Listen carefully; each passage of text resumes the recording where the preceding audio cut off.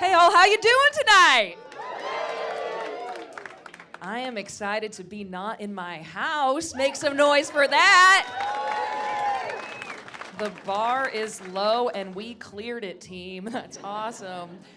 I told my friend I was doing the show. He's like, you're hanging out with a bunch of nerds on May the 4th? Exactly. I was like, you know, with statements like that, Yoda one who looks bad.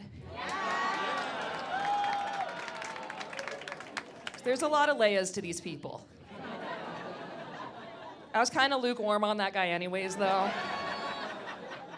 Because, like, you know, he can talk the talk, but can he walk the walk? Well, I think I did a good job incorporating those. I think we'll have more of that a little bit later. But for now, I'm just curious who's here. Make some noise if you've been out to Pun DMV before. All right. See, they came back. It was okay. Make some noise if you're new to Pun DMV. All right. Awesome. Well, I am glad to have you all here. I'm excited about it. Again, like I said, I'm tired of being in my house, but know who's loved being home is my dog, who's living his best life. What's the best dog breed? Yell it out on the count of 3. 3, 2, 1. That's right, it's a pug. Oh my God. That was like spiritual, the way we all connected. Yeah, it's a pug, and I have one because I'm blessed, okay? And he is just a happy little idiot, and it's amazing. And at first, I'm like, oh, he's happy because I'm home all the time, right? He gets to be around me. But then I'm like, wait a second, I'm around me all the time. I'm still depressed. What else is going on? Then I realized it's because he can't read. He has no idea what's going on. Like the news this week, he's like, huh? Like head tilt. It's adorable. Like he has no idea. And it's just like, I thought I was pro-literacy. And I know we're kind of a wordy crowd, but like my pug's really happy, you guys. It's just like once you see Jane run, you can't unsee it. That's how they get you. That's what they don't tell you.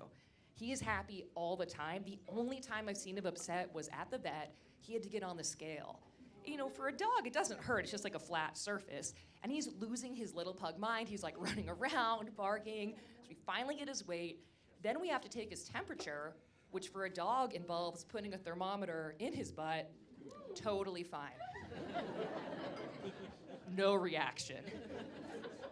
It's like, all right, so let's recap. You're terrified of getting on the scale, but you've made peace with butt stuff? Patriarchy gets you early.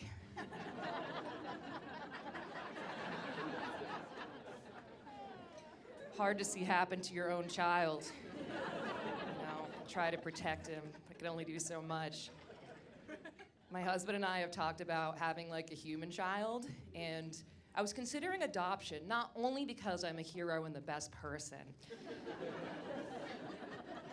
but also really because I'm just looking at my husband and myself and I'm like, babe, our genes aren't that good. Like, I love us. Our genes aren't that good. This kid hasn't been conceived yet. I'm already like, sorry about the metabolism, kid. You'll be smart and funny though, because you have to be. The world is harsh to our kind. So I went to an OBGYN to talk about fertility stuff, so I had to fill out, you know, paperwork. And so on there it asks you, are you sexually active? And I don't want to brag, but I've been known to have intercourse with my husband of several years, like on his birthday or whatever. So I answered that accurately. And I'd say the appointment like peaked there. That was really the high point, really went downhill quickly. So first of all, the OBGYN, I guess she's trying to make small talk. She's like, you know, Dana, I feel like everyone today is either talking about babies or birth control. I was like, don't you feel like that every goddamn day? Because your job is OBGYN? It's like a therapist being like, man, everyone's got problems on Wednesdays, huh? They just keep talking about it. It's wild. Like, what is that? And then she's going through my paperwork, and I guess she just misread something because she said, So it says here you've never had penetrative intercourse, which, as you recall, humble brag, is not accurate, okay? And I was so shocked by this that I had the worst possible response. She says, "You've never had intercourse?" And I said, "No, I've had too much." Which is definitely what you would say if you had never had sex before. I'm just like, "No, it's like penetration station, dicks on deck, you know what I'm saying, girl?" It's like so much sex all the time, like, you know, how it is with the intercourse. So if you've never had an adult explain sex to you as a fellow adult, they're more uncomfortable than you are. And so it's pretty fun. So I'd say literacy is important, actually. I withdraw my earlier statement for doctors. Doctors should read, is now my amended statement. Who here gained at least 15 pounds during the pandemic? Make some noise.